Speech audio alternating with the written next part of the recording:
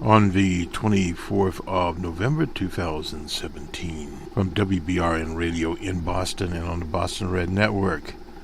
This is BR on the World, our international news, affairs, political, social, economic program.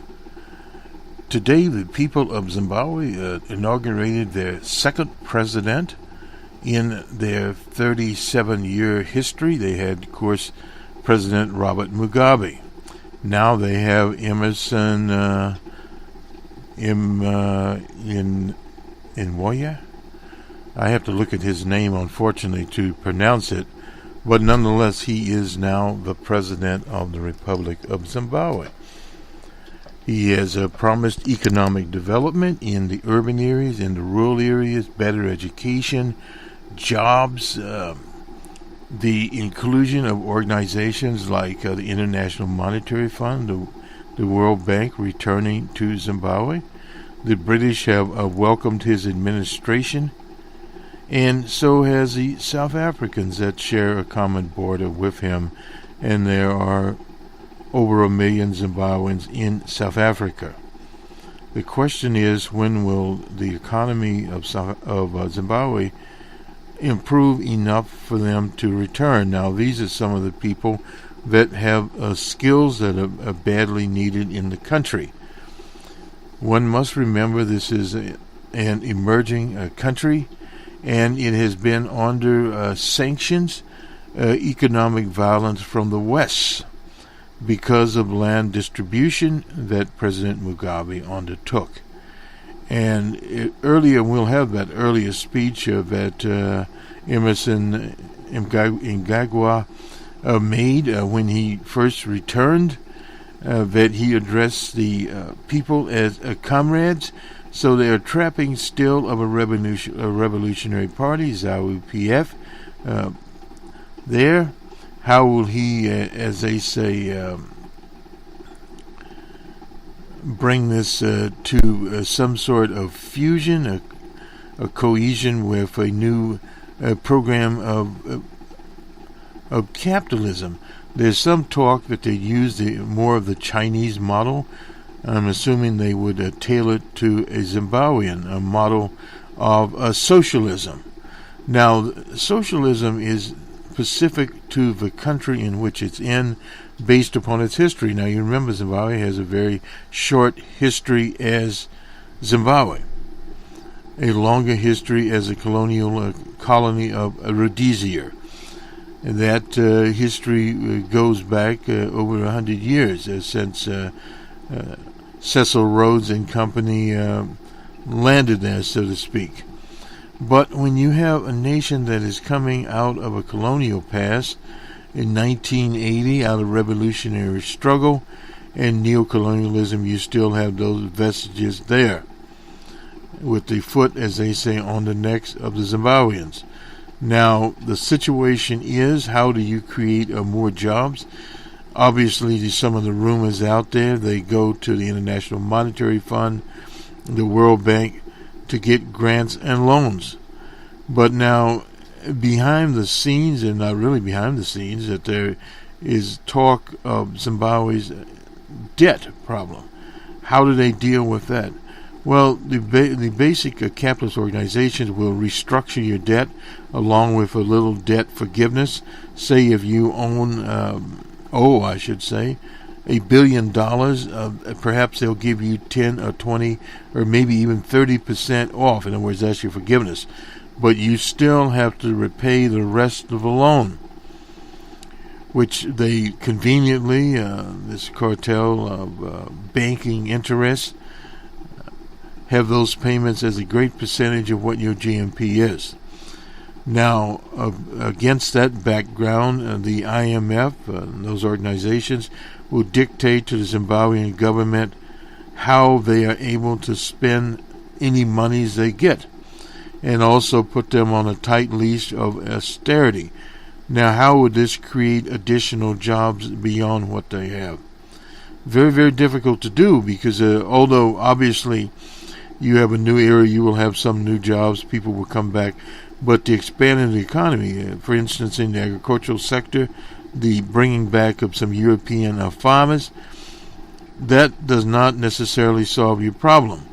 What will happen with people that have worked on the land, on some of these farms that they would assume would consolidate, the production in agriculture perhaps would go up.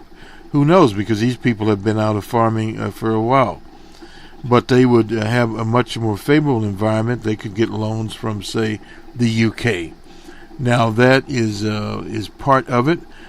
And the capitalist countries are known, obviously, to enhance their friends and punish their enemies, and use of sanctions. You see the Sanctions Brigade. One of the best examples is the Islamic Republic of Iran. They've been under sanction since the embassy situation back in the 70s on the Jimmy Carter.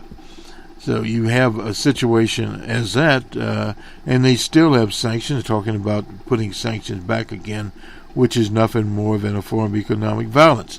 Even the former Soviet Union, now known as the Russian Federation, is under various sanctions. And the Democratic People's Republic of Korea is under these sanctions. Now, when the West, the industrialized capitalist West, is able to put person under sanctions, a nation under sanctions, that means that economically the nation is weak. And once that happens, no matter what the political will of the country, you're not in the club, so thus you do not get the loans. Your products are barred from entering much of the international community, so to speak, the international East capitalist community. So you have to take your exports to China, to countries that are favorable to you, and you have to get them there. Now, Zimbabwe, yes, has mining resources. Evidently, that's what the general's little corner of thievery is, the mining sector. But you have to get the various types of raw materials out of the ground, ship it through South Africa, and then on to the world. So you're dealing with middle forces there. And as far as your production, your vegetable, yes, you can get that up. And the unemployment numbers are very unreliable. We'll look at those in a minute. But the Zimbabwean Stock Exchange, and this is coming from the Zimbabwean Broadcast Company, dated the 21st, that would be 3 days ago. The Zimbabwean Stock Exchange continues its dive as material capitalism knocks over $1 billion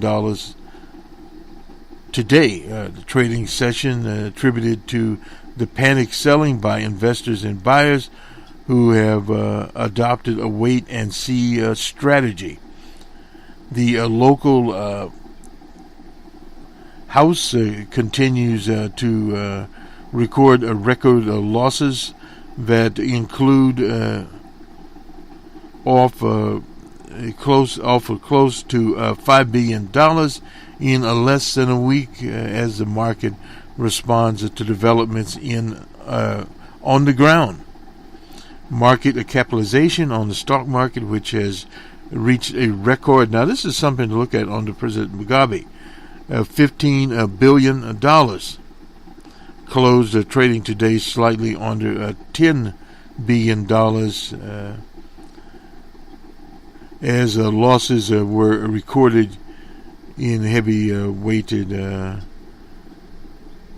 counters, with the market capitalization hitting record levels, representing over 90% of the country's GDP.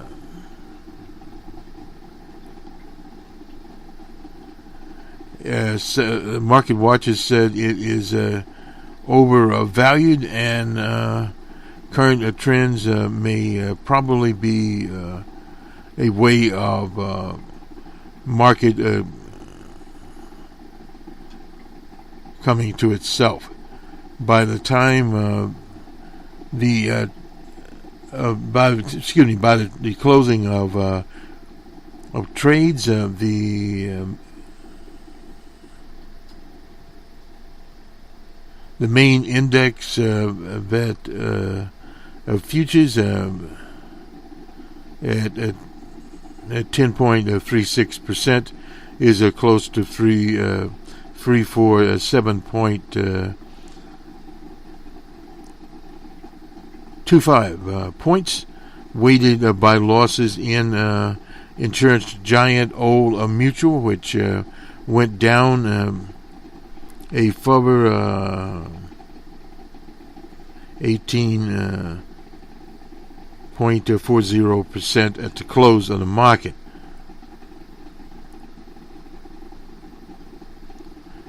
And let's see, a little hard to read here because it's on a white background, and other issues recorded. Econet ended at 26.78% there. These are evidently market in Zimbabwean market. There were no movers while Atlas Holding, First Mutual Holding, and Wildale traded unchanged. So this is kind of a stock market report. Very interesting here. This is coming from the Zimbabwean broadcast company. As reported earlier, Britain has offered their support, and the diplomatic community. These are certain things we watch, not what the new president says. The diplomatic community residents in Zimbabwe had commended the peaceful transition there in Zimbabwe. That is, ambassadors and heads of key multinationals institutions interviewed by ZBC News were unanimous in praising Zimbabwe for the transition. And they even mentioned the American ambassador here, Ambassador Po of China, Zimbabwe, and all wealthy friends said the country remains committed to support its endeavors, just as it has in the past. Now, one of the things to remember, China was a major trading and is a major trading party of Zimbabwe. Under the inaugural address, which you hear, that's by President Cde Emmerson Mnangagwa, was to the international community that Zimbabwe is ready to work with any nation in its development, with its development agents there. So that's part of the puzzle starts to come together as to where this country is going. Now, industry ready to work with the new government, but industry worked with the old government. A nice picture of industry here. Local businesses said they will have an opportunity to restart, as evidenced by the global community, including, now that we keep seeing Britain pledging to support the government. Incoming, of course, President Emmerson Mnangagwa said to be a pro-business, an element of all, an element that will enable, the government to focus on addressing currency issues, corruption, and lack of local discipline. An industrialist said the success of agriculture, command agriculture, that was spearheaded by the Mnangagwa, needs to be consolidated for the benefits of the productive sector, added by the Zimbabwean chairman there.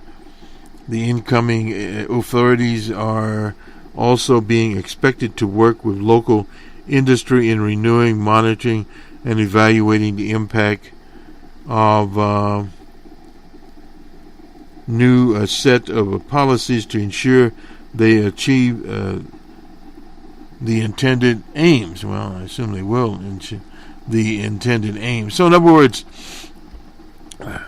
the pro-business government is shorthand for a different kind of setup, whether they say it or not, from a revolutionary government as President Mugabe had there for his 37 years, and to improve that. Now, you have to recognize that the economic violence against Zimbabwe is the primary reason for the economy being in bad shape. You can look at other nations who have suffered this, and some much more self-reliant than others. Islamic Republic of Iran was able to do that because they were separated and were able to be sufficient.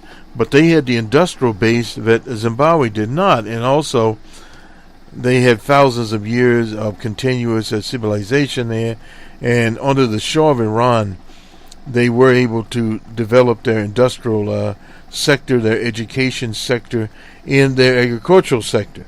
So when the Islamic Revolution came on, they inherited the sector, and they were able to sustain themselves by doing their own manufacturing primarily, because they had to. Now, another nation that has suffered is Venezuela because of economic boycotts, but it is a little different because they have petrodollars. And now that the new price of petrol has helped out, and we can throw in there the Russian Federation also. Their coffers are garnering more money, and that money will go more into the industrial sector.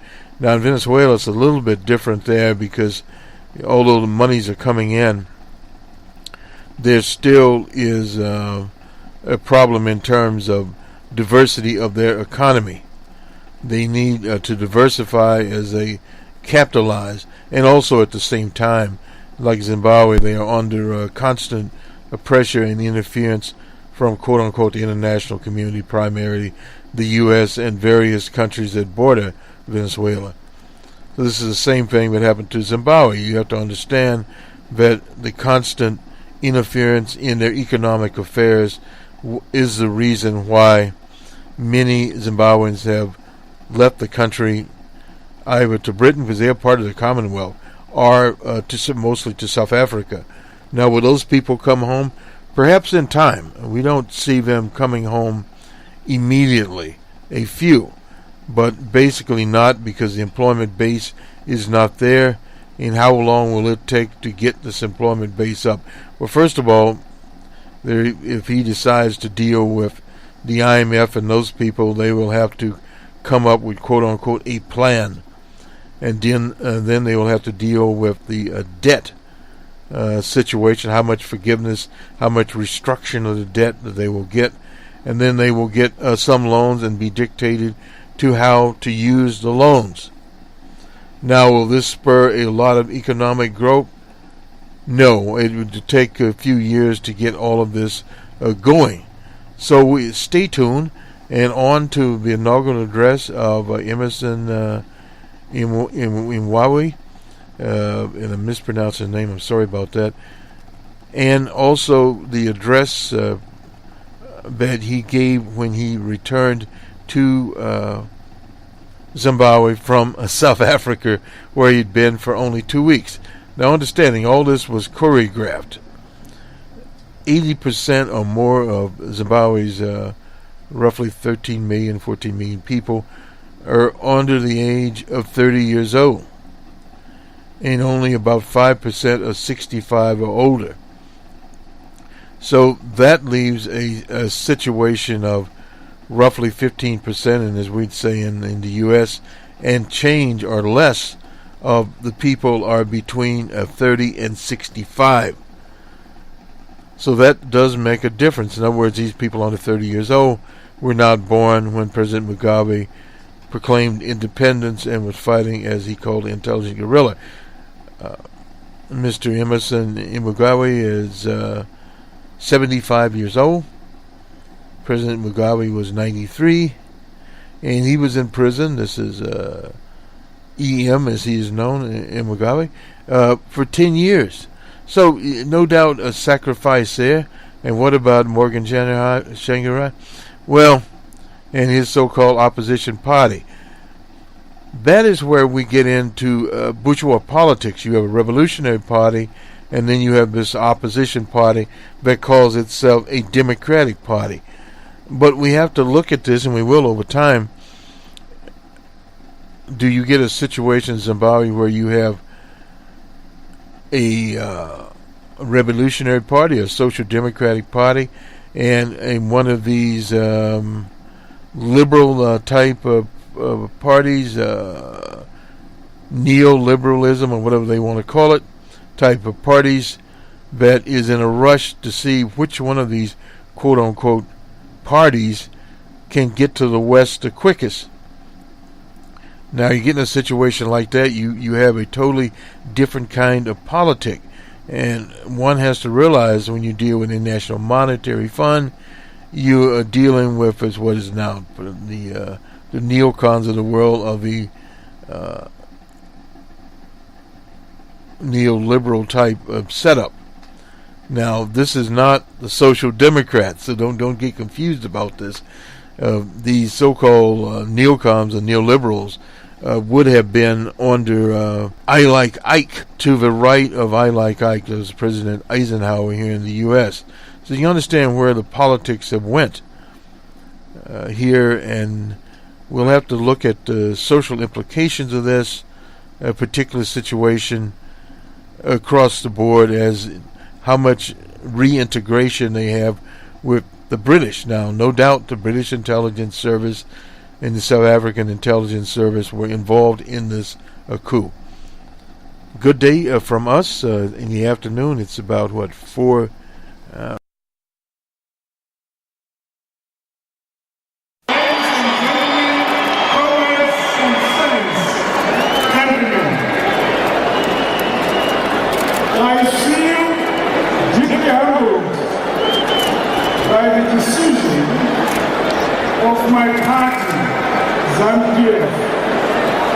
inviting me to serve our great nation, the Republic of Zimbabwe, in the capacity of President and the Commander-in-Chief of the Zimbabwe Defense Forces, with effect from today.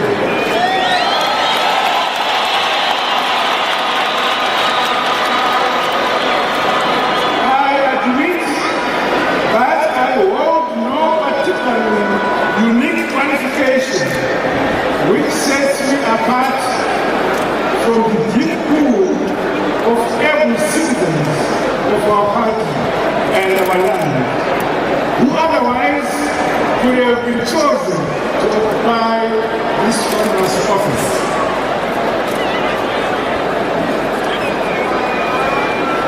But even as I make constant reference to my party's unpeer,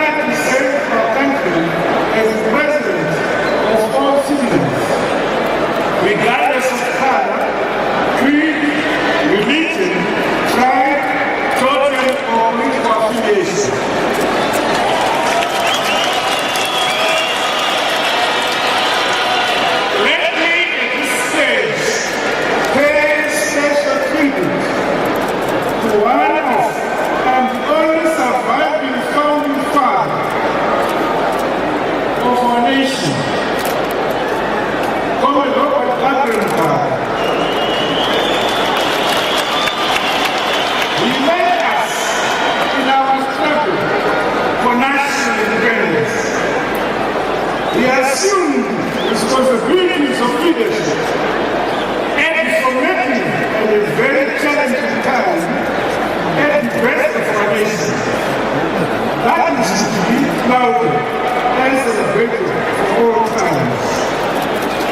Whatever errors of commission or omission that might have occurred during that critical phase in the life of our nation, let us all accept and acknowledge his immense contribution towards the building of our nation.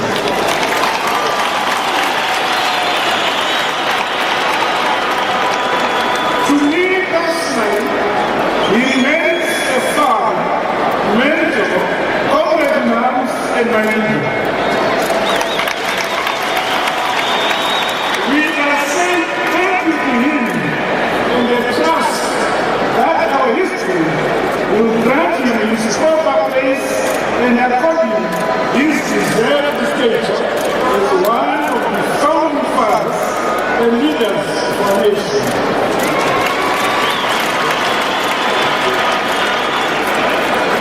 Let me also recognize in a very, very special way the presence in our midst of senior statesmen of our region and the continent. Led by His Excellency, former President Cde Emmerson Mnangagwa.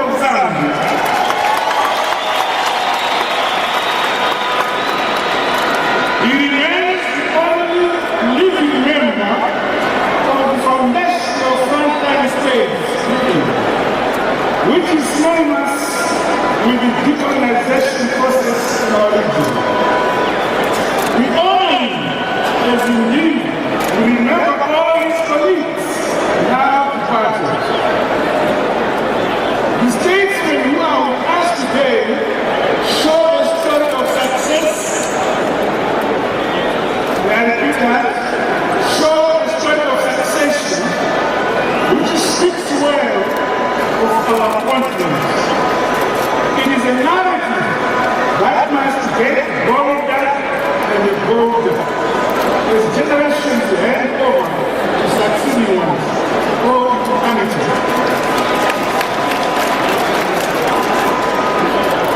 In acknowledging the honor you have bestowed upon me, I recognize that the urgent tasks that the veteran will not be accomplished through speeches.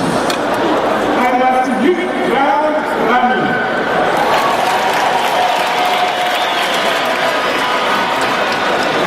We all need to summon and unleash in concert towards taking this great nation beyond where our immediate past president left it.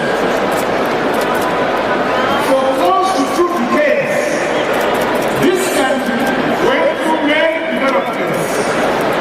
Whilst we cannot change the past, there is a lot we can do in the present and future to give our nation a different positive direction.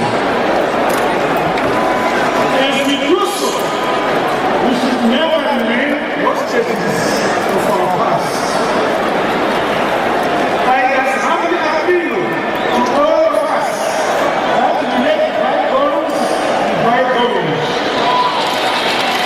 Thank you and blessing each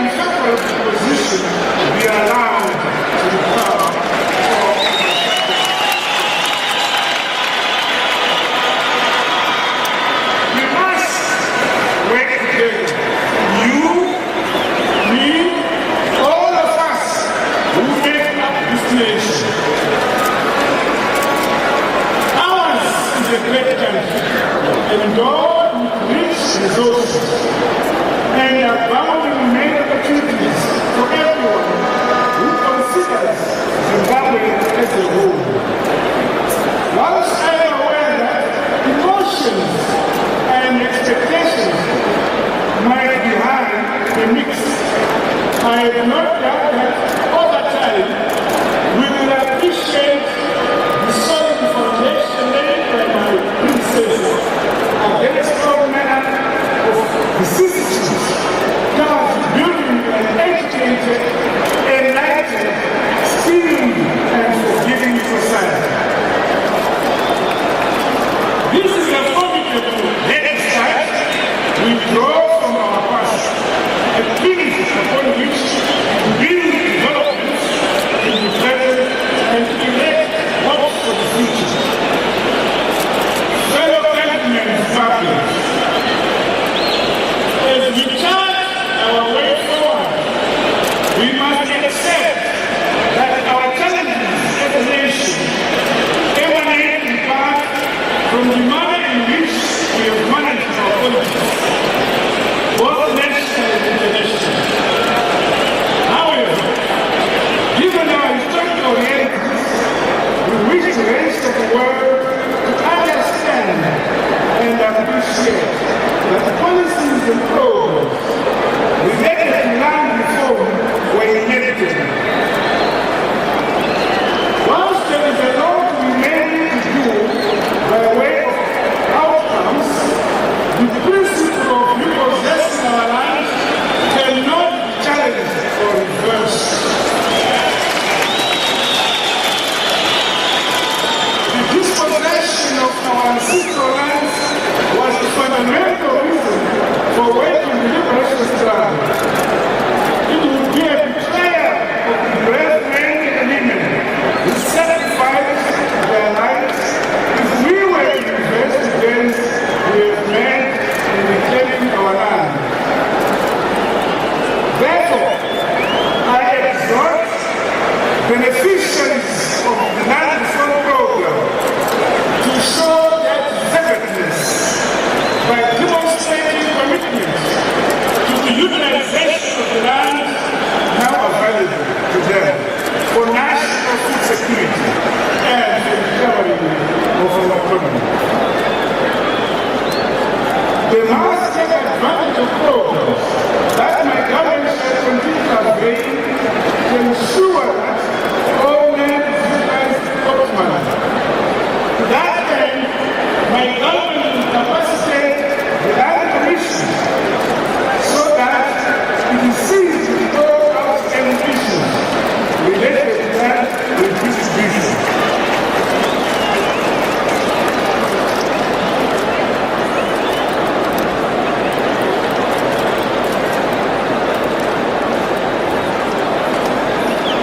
My government is committed to compensating those farmers from whom land was taken in terms of our laws of the land.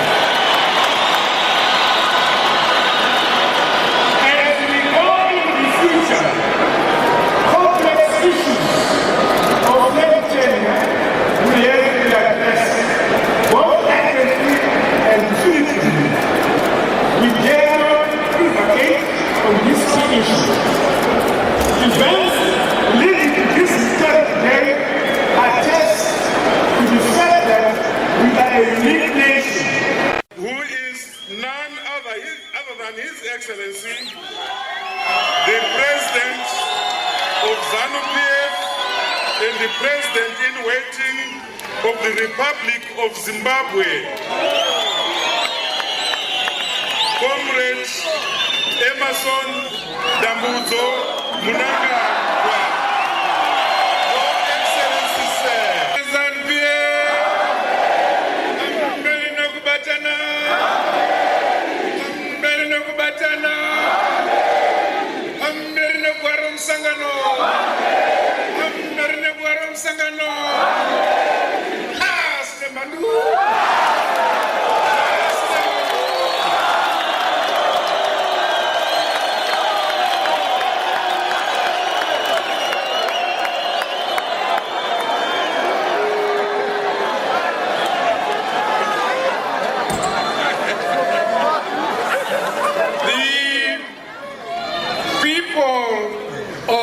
Zimbabwe, you who are gathered here to receive me, may I say, in the name of our Lord, I thank you for receiving me.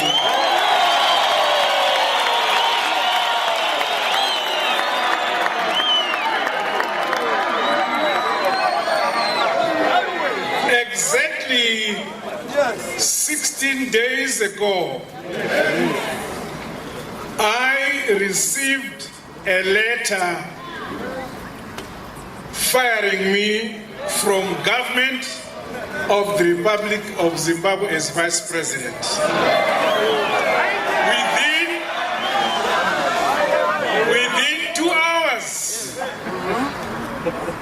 Within 2 hours, I was informed about plans to eliminate me.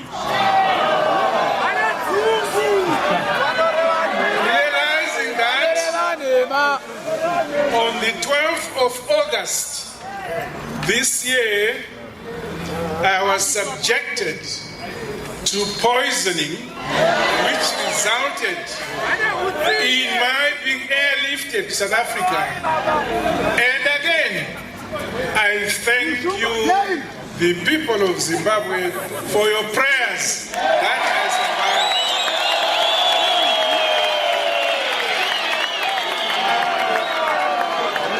I survived that poisoning.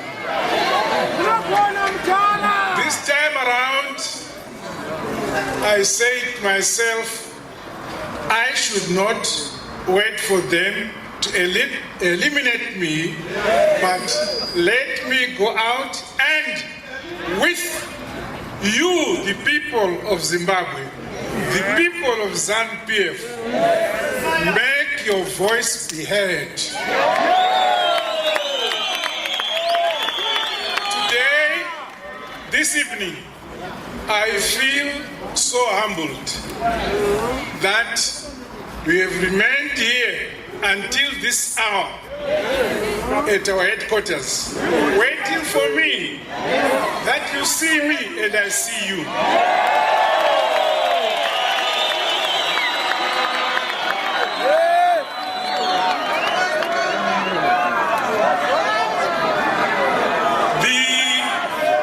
The G40 cabal had captured the executive in the person of our president. Orders were now coming not from the executive, from people outside the executive to implement in government and to run government. But the people of Zimbabwe yourselves have refused. I think you have heard of or read my letter, which I sent to His Excellency, asking the President Mugabe and say, Mr. President, the people have spoken. You yourself said, if the people say I must step down, you shall comply. This is the time to comply. Because the voice of the people is the voice of God.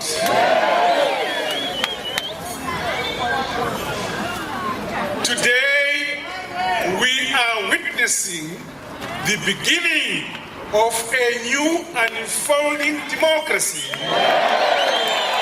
our country.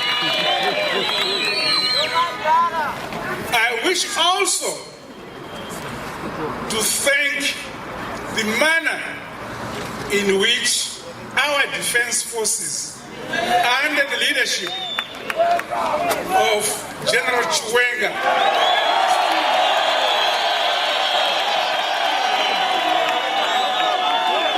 have been able to manage this process very peacefully.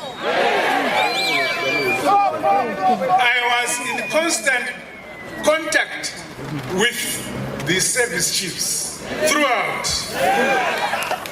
And may I also inform you that in my discussions with some heads of state, including spending today about 1.5 hours President Zuma, also the President of Namibia, the former President of Tanzania, Kikwete, and others.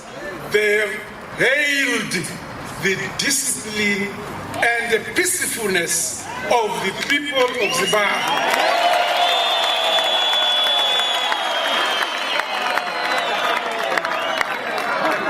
They are saying the way you have managed this process makes SADC proud, not only on this continent, but worldwide. May I thank my colleagues, led by Comrade Mpofu in the Politburo, who systematically, constitutionally, processed the process which led to a point where the former president Mugabe signed, said, I now step down. He is now the former president of the Republic of Zimbabwe.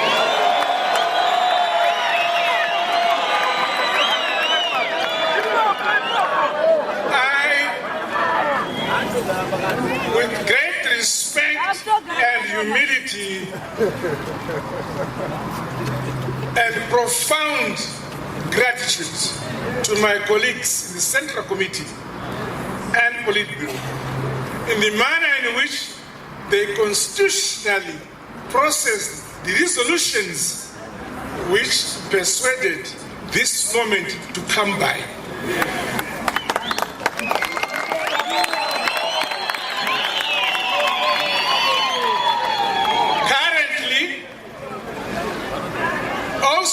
Before I conclude, because time is gone, I'm going to make my formal speech on Friday, around 10 o'clock. I also wish to mention the manner in which the Speaker of Parliament handled the process. He was under tremendous pressure from the powers that were at the time, but he stood his constitutional rights as the Speaker.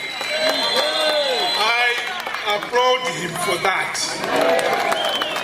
The intention to derail this process, that intention was intense. But, as he said, the will of the people will always succeed. Vanenge vasingadi vachagara vachingobukura.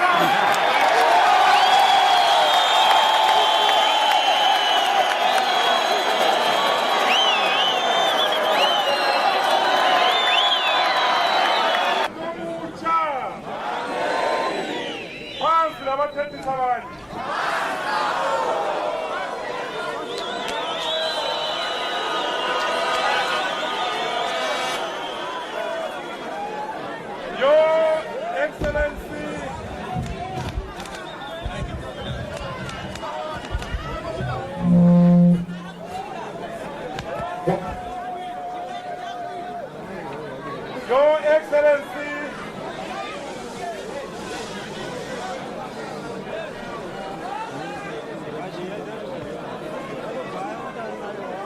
okay, may we have some order, please? May we have some order, please?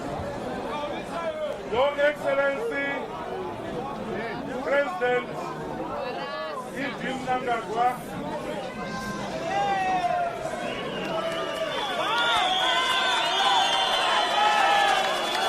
Your Excellency,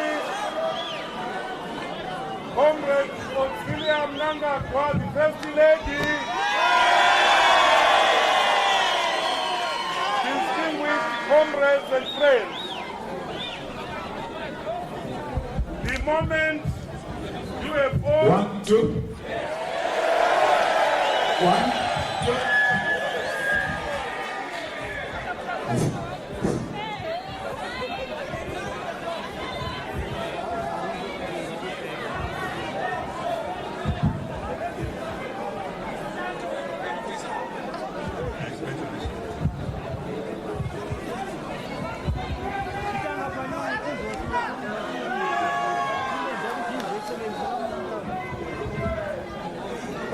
leZANU-PF.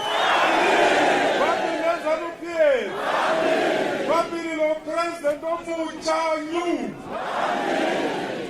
Phansi lezigange ezidedisa uPresident. Siyabonga ma-comrades. Your Excellency, the President of the Republic of Zimbabwe,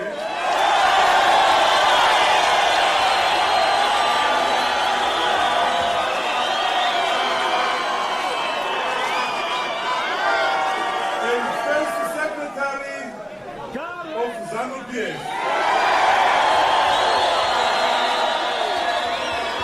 Your Excellency, the distinguished First Lady, Marah Hativagone Mnangagwa.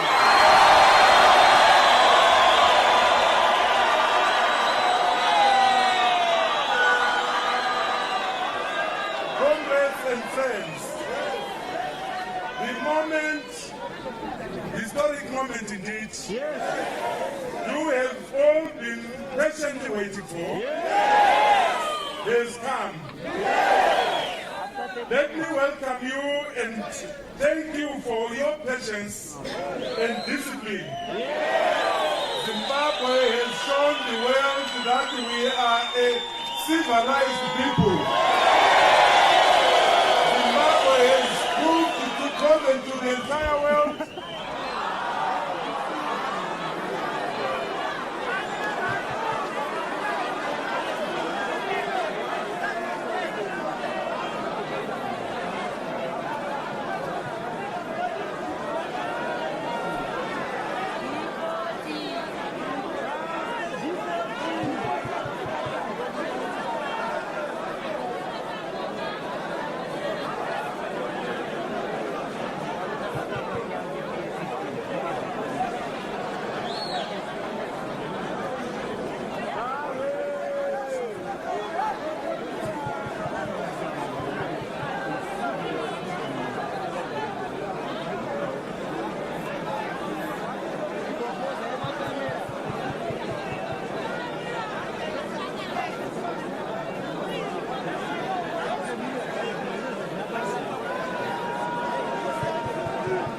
we stood by him and gave him deserved support to defend our founding values, principles, and mission. Allow me now, comrades, to introduce the man who is none other than His Excellency, the President of ZANU-PF and the President-in-waiting of the Republic of Zimbabwe, Comrade Emmerson Mnangagwa. Your Excellency, sir.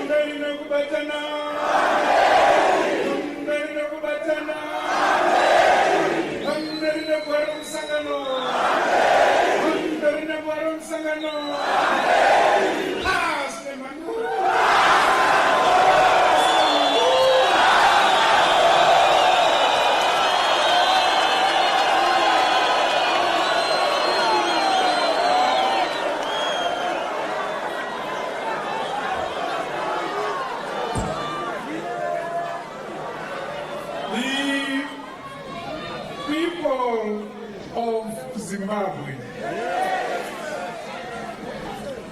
you who are gathered here to receive me, may I say, in the name of our Lord, I thank you for receiving me.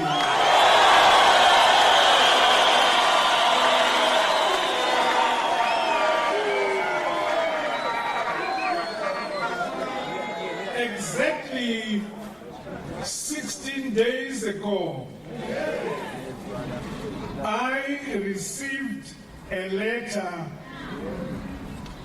firing me from government. Yesterday, the 75-year-old former vice president fled to South Africa after being expelled from ZANU-PF by party president Robert Mugabe before Mugabe's resignation on Tuesday actually paved the way for his triumphant return. Let us now cross live to our reporter in Zimbabwe, Griselda Lewis. Griselda, a very, very good morning to you. Mnangagwa yesterday arriving to a hero's welcome. Talk to us about last night's scene before we look into what is expected to happen tomorrow. Well, that's right, Palisa, an absolute hive of activity that hundreds and even thousands of Zimbabweans were looking forward to.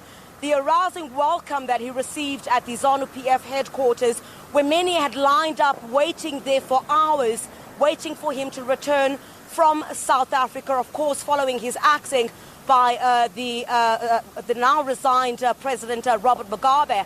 And when he arrived, certainly it was a welcoming fit for who they say is the man who will change the fortunes of this country. And we kind of have a glimpse now, Palisa, of exactly the direction perhaps that Emmerson Mnangagwa will be moving in once he is sworn in tomorrow.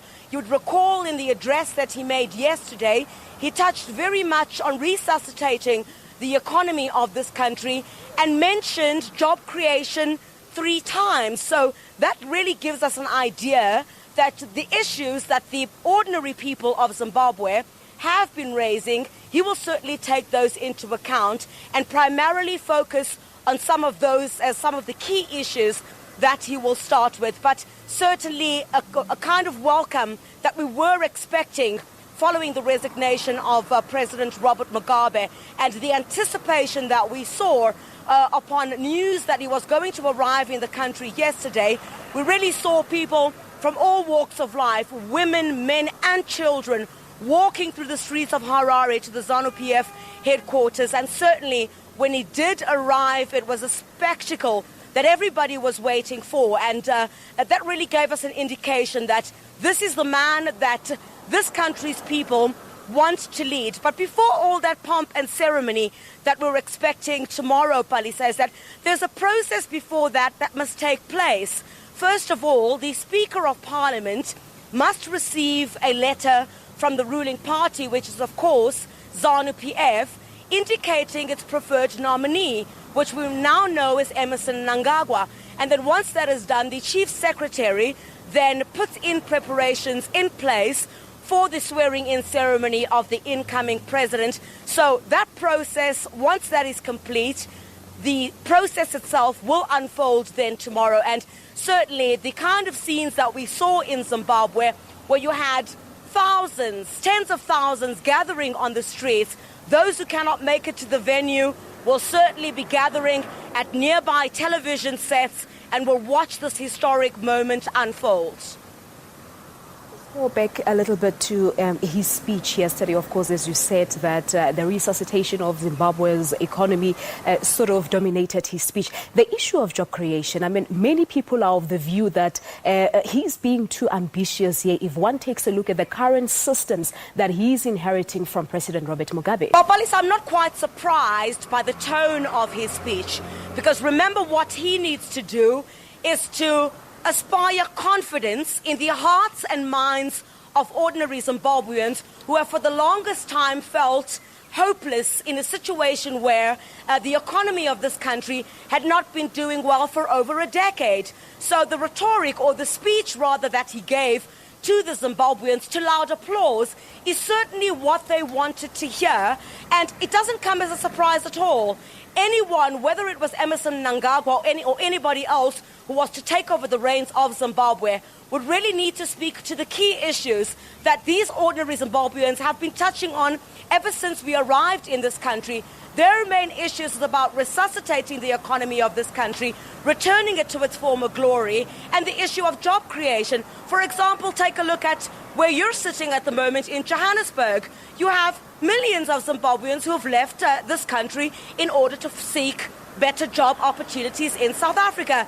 Do they want to be there? I don't think so. They want to return to their country. And we heard that as well from Emmerson Mnangagwa, who called on all peace-loving Zimbabweans, he said, to come back and together they will be able to rebuild this economy. So the tone of his speech, 100% I think what Zimbabweans wanted to hear, but getting down to the job itself is going to be a very difficult task for Emmerson Mnangagwa, because you're all looking at a history of a country that has really been in economic and political demise. So whether the job itself is going to be an easy one, I absolutely don't think so. But remember, he also has a very strong business background. I have been reiterating this, in that perhaps that would be able to attract foreign direct investment into this country, and perhaps even mend ties with the West, those that have been estranged for the longest time between, for example, the United States and Zimbabwe. Whether that happens certainly remains to be seen. What he will also need to do is to get, for example, the opposition on board. Recall that when these celebrations took place, something that we have never seen in Zimbabwe is where both ZANU-PF and official opposition members had come together and put aside political indifference and said the main focus is Zimbabwe and moving forward, rebuilding the economy of this country. So I would really like to think at this point, perhaps, I hope I'm correct, judging by the speech that Emmerson Mnangagwa gave yesterday at the ZANU-PF headquarters, that he wants to bring everybody on board, because it's really going to have to take a collective in order to rescue this country from the situation that it is in. All right, Griselda, we'll leave it at that. Thank you so much indeed for coming through. Our reporter live from Harare in Zimbabwe, Griselda Lewis.